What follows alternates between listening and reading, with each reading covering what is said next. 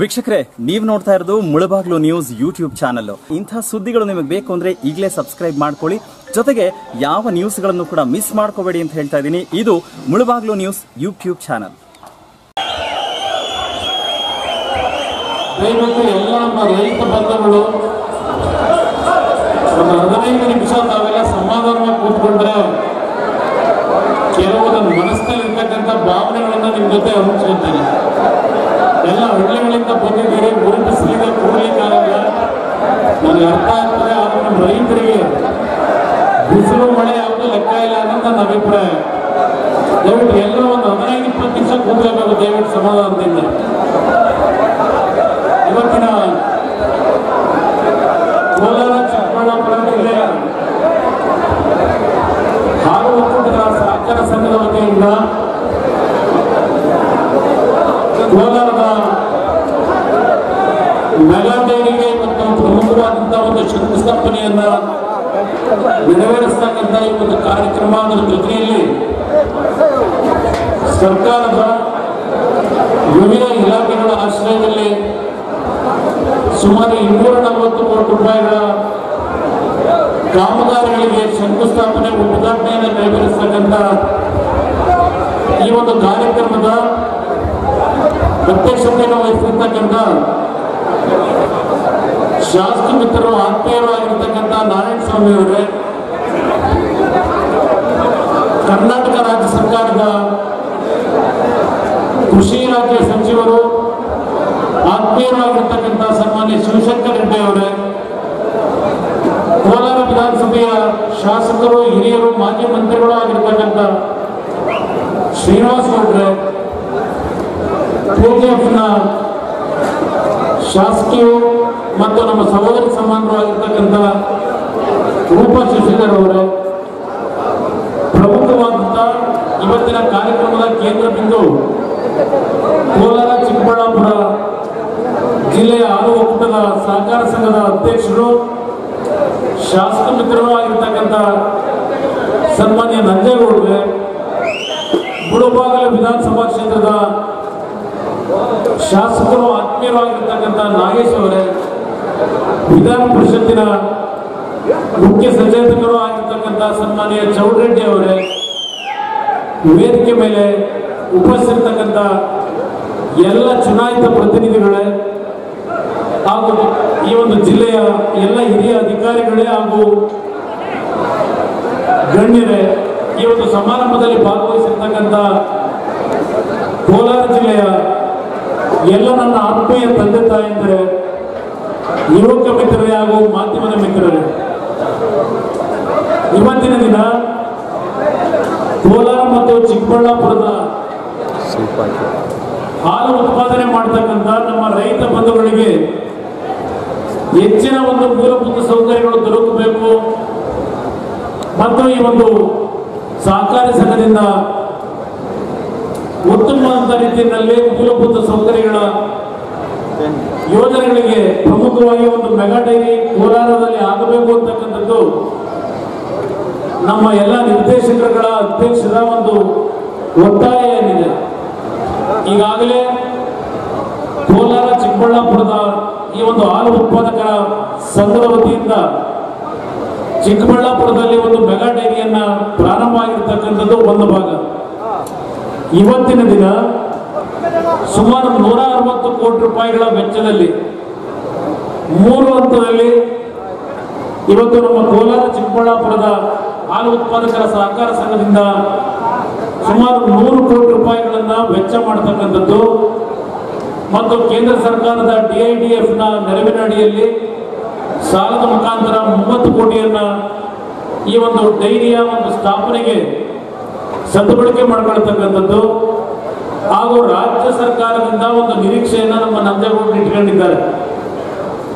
ಇವತ್ತು ಈ ಒಂದು ಮೆಗಾ ಡೈರಿಯನ್ನ ಕಟ್ಟಲಿಕ್ಕೆ ಕನಿಷ್ಠ 50 ಕೋಟಿ ರೂಪಾಯಿಗಳನ್ನ ಕೊಡಲೇಬೇಕು ಅಂತ ಹೇಳಿ ಕಳೆದ 2-3 ತಿಂಗಳಿಂದ ನನ್ನ ಮೇಲೆ ಒತ್ತಡ ಹಾಕ್ತಾ ಇದ್ದಾರೆ.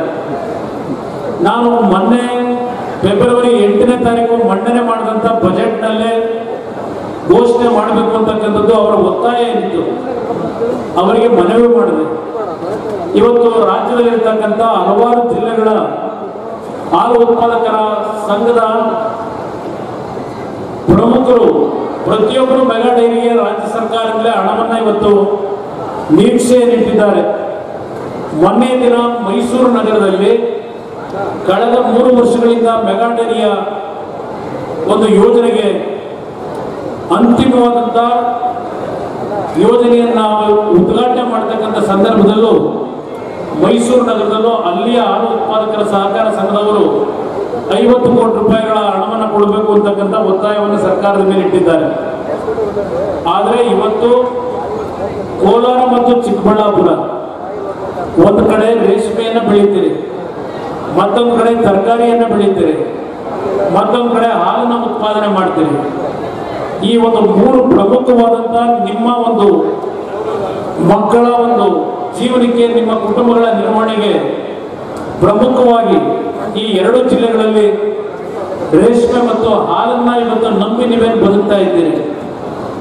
ಇವತ್ತು ಈ ಜಿಲ್ಲೆಯಲ್ಲಿ ನೀರಿನ ಸಮಸ್ಯೆಗಳಿದ್ರು ಅತ್ಯಂತ ಶ್ರಮಜೀವಿಗಳಾಗಿ ಅತ್ಯಂತ ಕಷ್ಟಪಟ್ಟು ಜೀವನ ಮಾಡ್ತಕ್ಕಂಥ ಯಾವುದಾದ್ರು ಜಿಲ್ಲೆಗಳಿದ್ರೆ ಅದು ಕೋಲಾರ ಮತ್ತು ಚಿಕ್ಕಬಳ್ಳಾಪುರ ಜಿಲ್ಲೆ ಅಂತಕ್ಕಂಥದ್ದು ನಾನು ಸ್ಮರಿಸಿಕೊಳ್ಳಕ್ಕೆ ಬಯಸ್ತಾ ಇದ್ದೇನೆ.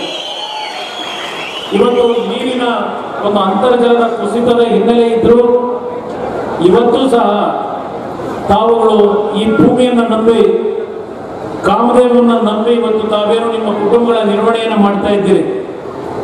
ಇವತ್ತು ಕೋಲಾರದ ಈ ಒಂದು ಮೆಗಾ ಡೈರಿಗೆ ಸರ್ಕಾರದಿಂದ ಎಲ್ಲ ರೀತಿಯ ನೆರವನ್ನು ಕೊಡ್ತಕ್ಕಂಥದ್ದು ನನ್ನ ಜವಾಬ್ದಾರಿ ಇದೆ. ಅದರಲ್ಲಿ ಯಾವುದೇ ರೀತಿಯ ನಿಮಗೆ ನಿರಾಸೆಯನ್ನು ನಾನು ಉಂಟು ಮಾಡತಕ್ಕಂಥ ಪ್ರಶ್ನೆ ಇಲ್ಲ. ಈ ಒಂದು ಮೆಗಾ ಡೈರಿಯ ಇವತ್ತು ಸಂಪೂರ್ಣ ಕಾಮಗಾರಿಯ ಒಂದು ಹಿನ್ನೆಲೆಯಲ್ಲಿ ನೀವು ಸರ್ಕಾರದ ವತಿಯಿಂದ ಯಾವೊಂದು ಆರ್ಥಿಕ ನೆರವಿನ ನಿರೀಕ್ಷೆಯನ್ನು ಇಟ್ಟುಕೊಂಡಿದ್ದೀರಿ ಅದನ್ನು ಸಂಪೂರ್ಣವಾಗಿ ಜಾರಿಗೆ ತಂದುಕೊಡ್ತಕ್ಕಂಥದ್ದು ನನ್ನ ಜವಾಬ್ದಾರಿ. ಇವತ್ತು ನೀವೇನು ಒಂದೇ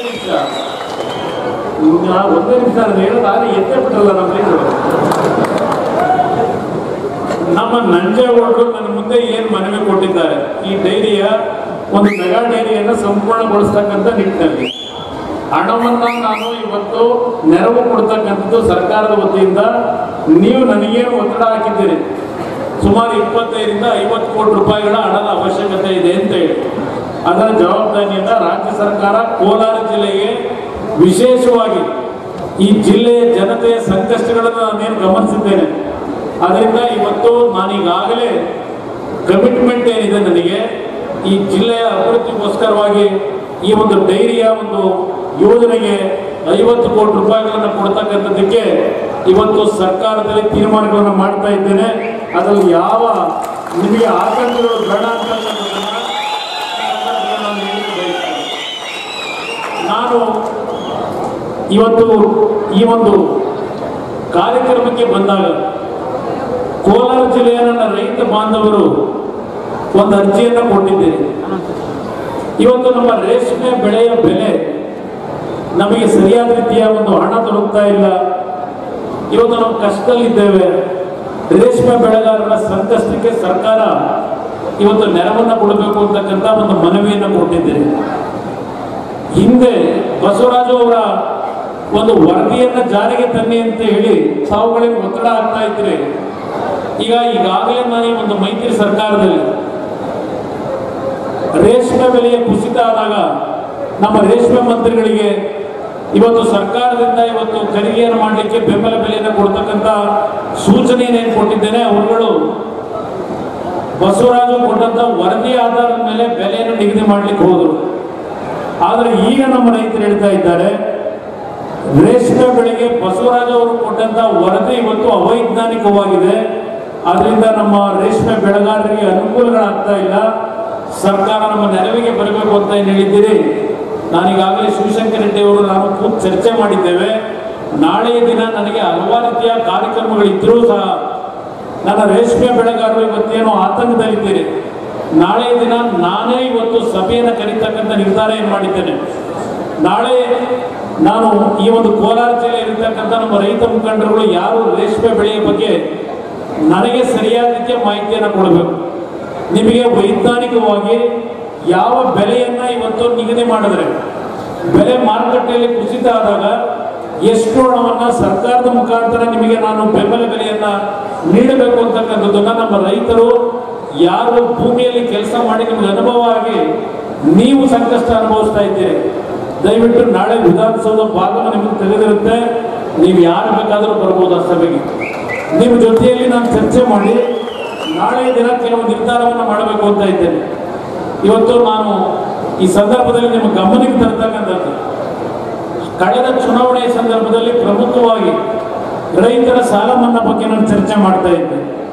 ಈ ಒಂದು ನಾಡಿನಲ್ಲಿ ಒಂದು ಸಮ್ಮಿಶ್ರ ಸರ್ಕಾರದ ನೇತೃತ್ವವನ್ನು ನಾನು ವಹಿಸಿಕೊಂಡಾಗ ಕೆಲವರು ನಾನು ರೈತರ ಸಾಲ ಮನ್ನಾ ಮಾಡ್ತಕ್ಕಂಥದ್ರಿಂದ ದೂರ ಸರಿತೀನಿ ಅಂತಕ್ಕಂಥ ಭಾವನೆಗಳಿತ್ತು ಕೆಲವರಲ್ಲಿ. ದೊಡ್ಡ ಮಟ್ಟದ ಅಪಪ್ರಚಾರಗಳನ್ನು ಮಾಡಿದ್ರು. ಆದರೆ ನನ್ನ ರೈತ ಬಾಂಧವರಲ್ಲಿ ನಾನು ಒಂದು ಮಾತನ್ನು ಹೇಳಲಿಕ್ಕೆ ಬಯಸ್ತೇನೆ. ಈ ನಾಡಿನಲ್ಲಿ ನನ್ನ ರೈತ ನೆಮ್ಮದಿಯಿಂದ ಬದುಕುವವರೆಗೆ ಯಾವುದೇ ಕಾರಣಕ್ಕೂ ನಾವು ವಿರಮಿಸ್ತಕ್ಕಂಥ ಪ್ರಶ್ನೆ ಇಲ್ಲ. ನನ್ನ ರೈತನ ಇವತ್ತು ಕಡೆಗಣಿಸ್ತಕ್ಕಂಥ ಪ್ರಶ್ನೆ ಯಾವುದೇ ಕಾರಣಕ್ಕೂ ನಮ್ಮ ಜೀವನದಲ್ಲಿ ಮಾಡೋದಿಲ್ಲ ಅಂತಕ್ಕಂಥದ್ದನ್ನ ಬಹಳ ಸ್ಪಷ್ಟವಾಗಿ ಹೇಳಲಿಕ್ಕೆ ಬಯಸ್ತೇನೆ. ಇವತ್ತು ನಿಮ್ಮಗಳ ಗಮನಕ್ಕೆ ನಾನು ತರತಕ್ಕಂಥದ್ದು, ಇಲ್ಲಿ ಸಾಂಕೇತಿಕವಾಗಿ ನಮ್ಮ ರೈತರಿಗೆ ಕೋಆಪರೇಟಿವ್ ಬ್ಯಾಂಕ್ನಲ್ಲಿ ಮತ್ತು ಕಮರ್ಷಿಯಲ್ ಬ್ಯಾಂಕ್ನಲ್ಲಿ ಸಾಲ ಪಡೆದಂಥ ರೈತರಿಗೆ ಇಲ್ಲಿ ಸಾಂಕೇತಿಕವಾಗಿ ಕೆಲವರನ್ನ ವೇದಿಕೆಗೆ ಕರೆದು ಸರ್ಟಿಫಿಕೇಟ್ಗಳನ್ನು ಕೊಟ್ಟಿದ್ದಾರೆ. ಫೆಬ್ರವರಿ 26ನೇ ತಾರೀಕಿನವರೆಗೆ ರಾಷ್ಟ್ರೀಕೃತ ಬ್ಯಾಂಕು ಮತ್ತು ಸಹಕಾರಿ ಬ್ಯಾಂಕ್ನಲ್ಲಿ ಸಾಲ ಮನ್ನಾ ಯೋಜನೆ ಅಡಿನಲ್ಲಿ ರಾಷ್ಟ್ರೀಕೃತ ಬ್ಯಾಂಕಿನ 6,40,000 ಕುಟುಂಬಗಳಿಗೆ ಈಗಾಗಲೇ ಸಾಲ ಮನ್ನಾ ಯೋಜನೆಯ ಒಂದು ಹಣವನ್ನು ತಲುಪಿಸಿದ್ದೇವೆ. ಫೆಬ್ರವರಿ 26ನೇ ತಾರೀಕಿನವರೆಗೆ ನಾನು ಈ ಒಂದು ರಾಜ್ಯದ ಮುಖ್ಯಮಂತ್ರಿಯಾಗಿ ಅಧಿಕಾರವನ್ನು ಸ್ವೀಕಾರ ಮಾಡಿದಂಥದ್ದು 9 ತಿಂಗಳಾಗಿದೆ. ಈ 9 ತಿಂಗಳಲ್ಲಿ ನಾನು ರೈತರ ಸಾಲವನ್ನು ಮನ್ನಾ ಮಾಡ್ತಕ್ಕಂಥ ದಿಟ್ಟ ನಿರ್ಧಾರ ಏನು ಮಾಡಿದೆ, 45,000 ಕೋಟಿ ರೂಪಾಯಿಗಳ ಸಾಲದ ಮಾಹಿತಿಯನ್ನ ಬ್ಯಾಂಕ್ನವರಿಗೆ ಕೊಟ್ಟಿದ್ದಾರೆ. ನನಗೆ ಬ್ಯಾಂಕ್ನವರ ಜೊತೆ ನಾವು ಹಲವಾರು ಸುತ್ತಿನ ಮಾತುಕತೆಗಳನ್ನು ಮಾಡಿ ಇದೇ ರಾಷ್ಟ್ರೀಕೃತ ಬ್ಯಾಂಕ್ಗಳು ಒಂದು ಮಾತನ್ನ ಹೇಳಿದ್ರು. ಒಂದು ಜಾಹೀರಾತನ್ನು ಕೊಟ್ಟಿದ್ದಾರೆ. 2017ನೇ ಇಸ್ವಿ ಜೂನ್ ತಿಂಗಳಲ್ಲಿ ಒಂದು ಜಾಹೀರಾತನ್ನ SBI ಬ್ಯಾಂಕ್ನವರು ಕೊಟ್ಟಿದ್ದಾರೆ. ನಮ್ಮ ರೈತರು ಕೆಲವರು ಅದನ್ನು ಗಮನಿಸಿರಬಹುದು. ಅವರು ಅವತ್ತು ಜಾಹೀರಾತು ಕೊಟ್ಟಂಥದ್ದು ರಾಷ್ಟ್ರೀಕೃತ ಬ್ಯಾಂಕ್ನವರು, ಯಾವ ರೈತರು ಇವತ್ತು ಸಾಲವನ್ನು ಕಟ್ಟದೆ NPA ಆಗಿದೆ ಆ ರೈತರು ಬಂದು ಒನ್ ಟೈಮ್ ಸೆಟಲ್ಮೆಂಟ್ ನ ಮಾಡ್ಕೊಂಡ್ರೆ 50% ನೀವು ತೆಗೆದುಕೊಂಡಂತ ಅಸಲಿನಲ್ಲಿ ಇವತ್ತು ರಿಯಾಯಿತಿ ಕೊಡ್ತೇವೆ, ಬಡ್ಡಿಯನ್ನ ಸಂಪೂರ್ಣವಾಗಿ ಮನ್ನಾ ಮಾಡ್ತೇವೆ ಅಂತಕ್ಕಂಥ ಜಾಹೀರಾತನ್ನು ಕೊಟ್ಟಂತ ರಾಷ್ಟ್ರೀಕೃತ ಬ್ಯಾಂಕ್ನವರು ಇವತ್ತು ನಮ್ಮ ರಾಜ್ಯ ಸರ್ಕಾರ ರಾಷ್ಟ್ರೀಕೃತ ಬ್ಯಾಂಕಿನ ಸಾಲವನ್ನು ಮನ್ನಾ ಮಾಡತಕ್ಕಂಥ ನಿರ್ಧಾರ ಮಾಡಿ ಆ ಬ್ಯಾಂಕ್ನ ವ್ಯವಸ್ಥಾಪಕ ನಿರ್ದೇಶಕರನ್ನ ಕರೆಸಿ ಚರ್ಚೆ ಮಾಡಿದಾಗ ಮೊದಲನೇ ಹಂತದಲ್ಲಿ ಒಪ್ಪಿಗೆಯನ್ನು ಕೊಟ್ಟರು. ನಾವೇನು ಜಾಹೀರಾತು ಕೊಟ್ಟಿದ್ದೇವೆ ಅದ್ರ ಪ್ರಕಾರ ನಡ್ಕೋತೀವಿ ಅಂತಕ್ಕಂಥ ಮಾತನ್ನು ನನ್ನ ಜೊತೆಯಲ್ಲಿ ಚರ್ಚೆ ಮಾಡಿದ್ರು. ನಂತರ ಯಾವ ಕೇಂದ್ರ ಸರ್ಕಾರ ಇವತ್ತು ಆಡಳಿತವನ್ನು ನಡೆಸ್ತಾ ಇದ್ದಾರೆ, ರಾಷ್ಟ್ರೀಕೃತ ಬ್ಯಾಂಕ್ಗಳ ಒಂದು ಕೇಂದ್ರ ಸರ್ಕಾರದ ಒಂದು ಅವರ ಒಂದು ಅಧೀನದಲ್ಲಿ ಏನು ಬರುತ್ತದೆ, ಕೇಂದ್ರ ಸರ್ಕಾರದ ಅಧೀನದಲ್ಲಿ ಈ ರಾಷ್ಟ್ರೀಕೃತ ಬ್ಯಾಂಕ್ಗಳು. ಕರ್ನಾಟಕ ರಾಜ್ಯ ಸರ್ಕಾರ ರಾಷ್ಟ್ರೀಕೃತ ಬ್ಯಾಂಕಿನ ಸಾಲವನ್ನು ಮನ್ನಾ ಮಾಡತಕ್ಕಂಥ ದಿಟ್ಟ ನಿರ್ಧಾರ ಮಾಡಿದಾಗ ಈಗ ಬ್ಯಾಂಕ್ನವರಿಗೆ ನೀವು ಏನ್ ಜಾಹೀರಾತಿನಲ್ಲಿ ಜನತೆಗೆ ಮಾತು ಕೊಟ್ಟಿದ್ರಿ ಅದನ್ನ ಹಿಂದೆ ಸರಿದೆ ಅಂತೇಳಿ ಡೈರೆಕ್ಷನ್ ಕೊಟ್ಟವರು ಯಾರು ಇವತ್ತು ಬಿಜೆಪಿ ನಾಯಕರು ಹೇಳಬೇಕಾಗ್ತದೆ ನಾಡಿನ ಜನತೆ ಮುಂದೆ. ಮೊನ್ನೆಯ ದಿನ ಇದೇ ನಮ್ಮ ರಾಷ್ಟ್ರದ ಪ್ರಧಾನಮಂತ್ರಿಗಳು ಉತ್ತರ ಪ್ರದೇಶದಲ್ಲಿ ಒಂದು ಕಾರ್ಯಕ್ರಮಕ್ಕೆ ಚಾಲನೆ ಕೊಟ್ಟಿದ್ದಾರೆ. ಕಳೆದ 4 ವರ್ಷ ಅವರು ರೈತರ ಬಗ್ಗೆ ಚರ್ಚೆ ಮಾಡಲಿಲ್ಲ ಪ್ರಧಾನಮಂತ್ರಿಗಳು. ಈಗ ಇನ್ನು 2 ತಿಂಗಳಿಗೆ ಚುನಾವಣೆಗೆ ಹೋಗಬೇಕು, ಬಹುಶಃ ಇನ್ನೊಂದು ವಾರದಲ್ಲಿ ಚುನಾವಣೆ ಘೋಷಣೆ ಆಗ್ತದೆ. ಈಗ ತರಾತುರಿಯಲ್ಲಿ ಈ ದೇಶದಲ್ಲಿ ಒಂದು ಘೋಷಣೆ ಮಾಡಿದರು ಕೊನೆಯ ಹಂತದಲ್ಲಿ. ಈ ದೇಶದ 12 ಕೋಟಿ ರೈತರಿಗೆ ಪ್ರತಿ ವರ್ಷ 6,000 ರೂಪಾಯಿಗಳನ್ನ ರೈತರ ಕೃಷಿಗೆ DBT ಸ್ಕೀಮ್ ನಲ್ಲಿ ಹಣ ಕೊಡ್ತೀವಿ ಅಂತೇಳಿ ನರೇಂದ್ರ ಮೋದಿ ಅವರು ಘೋಷಣೆ ಮಾಡಿದ್ದಾರೆ. ಆ ಘೋಷಣೆ ಮಾಡಿ ಮೊದಲನೇ ಹಂತದಲ್ಲಿ 1 ಕೋಟಿ ಜನಕ್ಕೆ 2,000 ರೂಪಾಯಿಗಳನ್ನ ಇವತ್ತು ಉತ್ತರ ಪ್ರದೇಶದಲ್ಲಿ ಅವರೇನು ಒಂದು ಕಾರ್ಯಕ್ರಮಕ್ಕೆ ಚಾಲನೆ ಕೊಟ್ಟಿದ್ದಾರೆ. ಆ ಕಾರ್ಯಕ್ರಮದಲ್ಲಿ ಭಾಷಣ ಮಾಡಿದ್ದಾರೆ, ಪತ್ರಿಕೆಯಲ್ಲಿ ನೀವು ಓದಿರಬಹುದು. ಈ ದೇಶದಲ್ಲಿ ರೈತರ ಸಾಲ ಮನ್ನಾ ಮಾಡ್ತಕ್ಕಂಥದ್ದು ಪಾಪದ ಕೆಲಸ ಅಂತಕ್ಕಂಥ ಒಂದು ಮಾತು ಹೇಳಿದ್ದಾರೆ. ನನ್ನ ರೈತ ಬಾಂಧವರು ನೀವು ಹೇಳಬೇಕು, ಈ ನಾಡಿನಲ್ಲಿ ರೈತರ ಸಾಲ ಮನ್ನಾ ಮಾಡ್ತಕ್ಕಂಥದ್ದು ಪಾಪದ ಕೆಲಸ ಅಂತಕ್ಕಂಥದ್ದನ್ನ ನೀವು ತೀರ್ಮಾನ ಮಾಡಿ. ಇವತ್ತು ಈ ಕರ್ನಾಟಕ ರಾಜ್ಯದಲ್ಲಿ ಕಳೆದ 4-5 ವರ್ಷಗಳ ಬರಗಾಲದ ಬಗ್ಗೆ ನಾನು ಚರ್ಚೆ ಮಾಡೋದಿಲ್ಲ.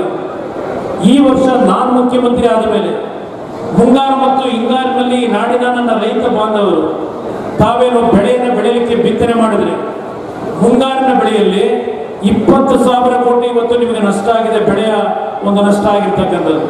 ಹಿಂಗಾರಿನಲ್ಲಿ ಸುಮಾರು 13,000 ಕೋಟಿ ಬೆಳೆ ನಷ್ಟ ಆಗಿದೆ. ಅಂದರೆ 33,000 ಕೋಟಿ ರೂಪಾಯಿಗಳು ಈ ನಾಡಿನ ನನ್ನ ರೈತರು ಬಿತ್ತನೆ ಮಾಡಿರ್ತಕ್ಕಂಥದ್ದು ಇವತ್ತು ಮೊಳಕೆನೆ ಓಡಿದೆ.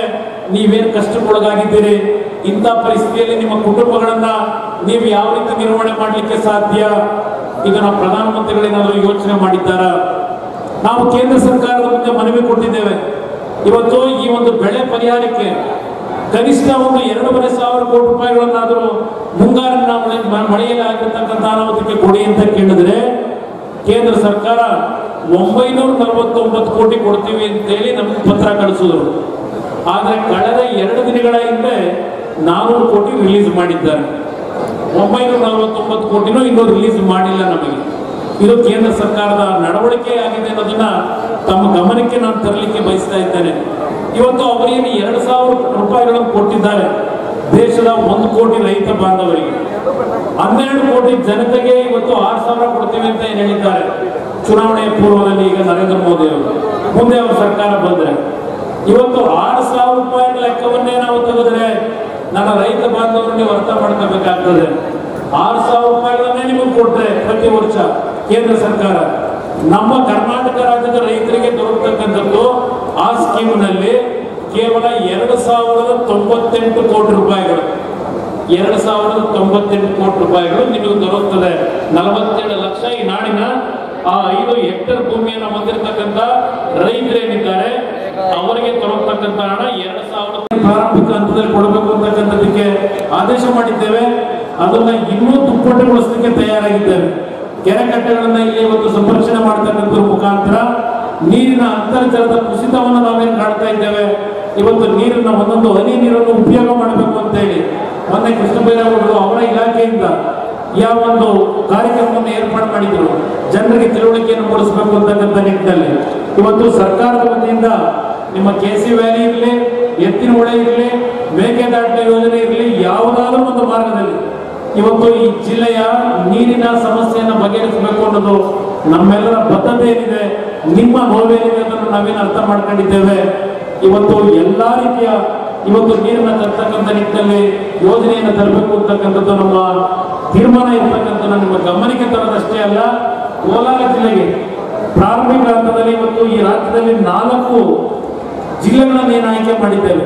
ಕೋಲಾರ ಜಿಲ್ಲೆ, ಬಿಜಾಪುರ, ರಾಯಚೂರು ಮತ್ತು ಮಂಡ್ಯ. ಪ್ರತಿ ಮನೆಗೆ ಇವತ್ತು ನದಿ ಮೂಲದ ನೀರನ್ನ ಕುಡಿಯತಕ್ಕಂಥದಕ್ಕೆ ಕೊಡಬೇಕು ಅನ್ನೋದು ನಮ್ಮ ಯೋಜನೆ. ಇವತ್ತು ಪಂಚಾಯತ್ ರಾಜ್ ಮತ್ತು ಗ್ರಾಮೀಣಾಭಿವೃದ್ಧಿ ಇಲಾಖೆಯಿಂದ ಪೈಲಟ್ ಪ್ರಾಜೆಕ್ಟ್ ನ ಮಾಡಬೇಕು ಅಂತ ಹೇಳಿ ಈಗಾಗಲೇ 4,000 ಕೋಟಿ ರೂಪಾಯಿಗಳನ್ನ ಈ ಬಜೆಟ್ ಅಲ್ಲಿ ಕೊಡ್ಲಿಕ್ಕೆ ತೀರ್ಮಾನ ಏನು ಮಾಡಿದ್ದೇವೆ. ಇವತ್ತು ಕೃಷ್ಣಬೈರೇಗೌಡರು ನೇತೃತ್ವ ವಹಿಸಿರ್ತಕ್ಕಂಥ ಪಂಚಾಯತ್ ರಾಜ್ ಮತ್ತು ಗ್ರಾಮೀಣಾಭಿವೃದ್ಧಿ ಇಲಾಖೆಯಿಂದ ಕೋಲಾರ ಜಿಲ್ಲೆಗೆ ಸಂಪೂರ್ಣವಾಗಿ ಇವತ್ತು ಮನೆಗೆ ಕುಡಿಯುವ ನೀರನ್ನು ಕೊಡ್ತಕ್ಕಂಥ ಪೈಲಟ್ ಪ್ರಾಜೆಕ್ಟ್ಗೆ ಸದ್ಯದಲ್ಲೇ ಚಾಲನೆಯನ್ನು ಕೊಡ್ತಕ್ಕಂಥ ಮುಖಾಂತರ ಕೋಲಾರ ಜಿಲ್ಲೆಯ ಕುಡಿಯುವ ನೀರಿನ ಬೋಣೆಯನ್ನ ಇವತ್ತು ದೂರ ಸರಿಸಬೇಕು ಅಂತ ನಿಟ್ಟಿನಲ್ಲಿ ಕೆಲವು ಯೋಜನೆಗಳಿಗೆ ಕಾರ್ಯಕ್ರಮವನ್ನು ಕೊಡ್ತಾ ಇದ್ದೇವೆ. ಇವತ್ತು ಈ ಒಂದು ಜಿಲ್ಲೆಯ ಜನತೆಯಲ್ಲಿ ನೀವು ಪಡ್ತಕ್ಕಂಥ ಶ್ರಮ ಏನಿದೆ, ನಿಮ್ಮ ಒಂದು ದುಡಿಮೆ ಏನಿದೆ, ಇದನ್ನ ಈ ಮೈತ್ರಿ ಸರ್ಕಾರದಲ್ಲಿ ನಾವೇನು ಅರ್ಥ ಮಾಡ್ಕೊಂಡಿದ್ದೇವೆ. ಒಂದು ಮಾತನ್ನ ಹೇಳಲಿಕ್ಕೆ ಬಯಸ್ತೇನೆ, ನಿಮಗೆ ಯಾವುದೇ ರೀತಿಯ ಸಂಕಷ್ಟಗಳಿದ್ರು ನಿಮ್ಮ ಪರವಾಗಿ ನಾವಿದ್ದೇವೆ. ನನಗೆ ಒಂದು ಈ ಜಿಲ್ಲೆಯ ಜನತೆ ಮೇಲೆ ಬರ್ತಕ್ಕಂಥ ಒಂದು ಅಭಿಮಾನ. ಇವತ್ತು ನೀರಿನ ಕೊರತೆ ಇದ್ರು, ಹಲವಾರು ರೀತಿಯ ಸಂಕಷ್ಟಗಳನ್ನು ನೀವು ಎದುರಿಸ್ತಾ ಇದ್ರು. ಈ ಜಿಲ್ಲೆಯಲ್ಲಿ ಆತ್ಮಹತ್ಯೆ ಪ್ರಕರಣಗಳನ್ನು ನಾವು ಕಾಣಲ್ಲ. ಅದೇ ಬೇರೆ ಜಿಲ್ಲೆಗಳಲ್ಲಿ ಇವತ್ತು ನೀರಾವರಿ ಸೌಲಭ್ಯಗಳು ಇರ್ತಕ್ಕಂಥ ಜಿಲ್ಲೆಯಲ್ಲಿ ಆತ್ಮಹತ್ಯೆಯ ಪ್ರಕರಣಗಳನ್ನು ನಾವೇನು ಕಾಣ್ತೇವೆ. ನಿಮ್ಮಲ್ಲಿ ಇರ್ತಕ್ಕಂಥ ಒಂದು ಸ್ವಾಭಿಮಾನದ ಬದುಕು ಮತ್ತು ಆ ಜೀವನವನ್ನ ಇವತ್ತು ಯಾವ ರೀತಿಯಲ್ಲಿ ಬದುಕ್ತಕ್ಕಂಥ ನಿಟ್ಟಿನಲ್ಲಿ ತಾವುಗಳು ಶ್ರಮ ಪಡ್ತಕ್ಕಂಥದ್ದೇನಿದೆ, ನಿಜಕ್ಕೂ ಬೇರೆಯವರಿಗೆ ಮಾದರಿ ಆಗ್ತಕ್ಕಂಥ ರೀತಿಯಲ್ಲಿ ಈ ಜಿಲ್ಲೆಯ ಜನ ತಾವು ಜೀವನವನ್ನು ನಿರ್ವಹಣೆ ಮಾಡ್ತಾ ಇರ್ತಕ್ಕಂಥದ್ದನ್ನ ನಾನು ಗಮನಿಸ್ತಾ ಬಂದಿದ್ದೇನೆ. ಅದರಿಂದ ಇವತ್ತಿನ ಈ ಒಂದು ಕಾರ್ಯಕ್ರಮದ ಮುಖಾಂತರ ಒಂದು ಸಣ್ಣ ಚಾಲನೆ ಕೊಟ್ಟಿದ್ದೇವೆ. ನನಗೆ ಈ ಒಂದು ಇವತ್ತಿನ ಕಾರ್ಯಕ್ರಮಗಳನ್ನ ಚಾಲನೆ ಕೊಟ್ಟಿದ್ದೇವೆ ಅಂತೇಳಿ ಸಂತೃಪ್ತಿ ಇಲ್ಲ. ಈ ಜಿಲ್ಲೆಗೆ ಹಲವಾರು ರೀತಿಯ ಅಭಿವೃದ್ಧಿ ಕಾರ್ಯಕ್ರಮಗಳಾಗಬೇಕಾಗಿದೆ. ಯಾವೊಂದು ನಾರ್ತ್ ಯೂನಿವರ್ಸಿಟಿಯನ್ನು ಮಾಡಿದ್ದಾರೆ, ಅದರ ಒಂದು ಮೂಲಭೂತ ಸೌಕರ್ಯಗಳನ್ನು ಕಲ್ಪಿಸ್ತಕ್ಕಂಥದ್ದು ಇರ್ಬೋದು. ಚಿಕ್ಕಬಳ್ಳಾಪುರದಲ್ಲಿ ಈಗಾಗಲೇ ಯಾವೊಂದು ವಿಶ್ವೇಶ್ವರಯ್ಯ ಟೆಕ್ನಿಕಲ್ ಎಜುಕೇಶನ್ ಇಂದ 300 ಕೋಟಿ ರೂಪಾಯಿಗಳ ವೆಚ್ಚದಲ್ಲಿ ಕಾಮಗಾರಿಗಳನ್ನು ಮಾಡಿದ್ದಾರೆ. ಅಲ್ಲಿ ಆ ಒಂದು ಯೂನಿವರ್ಸಿಟಿಯ ಒಂದು ರೀಜನಲ್ ಆಫೀಸ್ ಅನ್ನು ನಾವು ಮಾಡಲೇಬೇಕಾಗ್ತದೆ. ಈ ಹಲವಾರು ರೀತಿಯ ಕಾರ್ಯಕ್ರಮಗಳಿಗೆ ಚಾಲನೆ ಕೊಡಬೇಕು ಅಂತಕ್ಕಂಥದ್ದು ಮತ್ತು ಸಮಗ್ರ ಅಭಿವೃದ್ಧಿ ಕೋಲಾರದ ಔಟರ್ ರಿಂಗ್ ರೋಡ್ ಆಗಬೇಕು ಅಂತಕ್ಕಂಥದ್ದು ಕೆಲವರ ಬೈಕಿಗಳಿದ್ದಾವೆ. ಇದು ಎಲ್ಲದರ ಬಗ್ಗೆ ನಾವು ಕಾರ್ಯಕ್ರಮವನ್ನು ಕೊಡಲಿಕ್ಕೆ ಈಗಾಗಲೇ ತೀರ್ಮಾನವನ್ನು ಮಾಡಿದ್ದೇವೆ ಅಂತ ಹೇಳಿ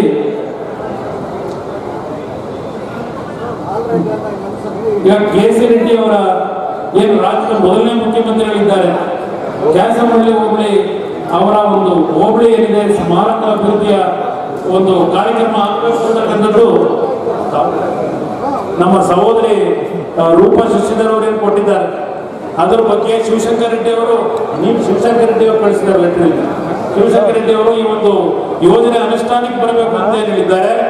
ಅದಕ್ಕೆ ತಕ್ಷಣವೇ ಮುಂದಿನ ಕ್ಯಾಬಿನೆಟ್ ನಲ್ಲಿ ಅಪ್ರೂವಲ್ ಕೊಟ್ಟು ಕಾರ್ಯಕ್ರಮವನ್ನು ಪ್ರಾರಂಭ ಮಾಡಿಸೋಣ ಅಂತಕ್ಕಂಥ ಮಾತನ್ನು ಹೇಳಿ ಕೆ.ಸಿ. ರೆಡ್ಡಿ ಅವರು ಮೊದಲನೆಯ ನಾಡಿನ ಮುಖ್ಯಮಂತ್ರಿ ಏನಿದ್ದಾರೆ ಅವರ ಹೆಸರನ್ನ ಸ್ಮಾರಕಕ್ಕೆ ಚಾಲನೆಯನ್ನು ಕೊಡ್ತಕ್ಕಂಥದಕ್ಕೆ ನಮ್ಮ ಸಹೋದರಿಯವರ ಕ್ಷೇತ್ರದ ಅವರ ಒಂದು ಅಡಿಯಲ್ಲಿ ಬರ್ತದೆ. ಅವರು ಒಂದು ಈ ಕಾರ್ಯಕ್ರಮ ಆಗಬೇಕು ಅಂತಕ್ಕಂಥದ್ದೇನಿದೆ ಅದಕ್ಕೆ ಸಂಪೂರ್ಣವಾದಂತ ಒಂದು ತೀರ್ಮಾನವನ್ನು ತೆಗೆದುಕೊಳ್ತೀವಿ ಅಂತಕ್ಕಂಥ ಮಾತನ್ನ ಹೇಳಿ ಇವತ್ತಿನ